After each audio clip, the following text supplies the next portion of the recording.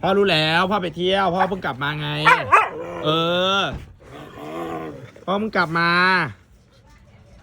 พ่อกลับมาหาแล้วพ่อไปวันเดียวเองพ่ออยู่กับเขาเจ้าเป็นอาทิตย์เป็นเดือนเลยพ่อก็เพิ่งกลับมาก็พ่อให้พ่อไปเที่ยวบ้างพ่ออยู่กับบ้านกับเขาเจ้าตลอดเลยเออที่พูดมาพ่อเข้าใจเขาเจ้าก็มีเหตุผลเขาเจ้าต้องเข้าใจฟังเหตุผลพ่อด้วยไม่กูตื่นวางที่หัวเลยเขามาเกี้ยกันทางในเลยเบงเขามาเกี้ยกันทางในเปิดประตูเขามาเกี้ยทางในเปิดประตูมาเมื่อกี้แลนมากอดกูเปิดประตูเลยเมื่อกี้แลนมากอดกู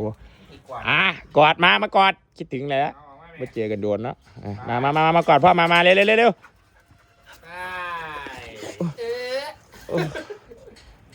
โอเค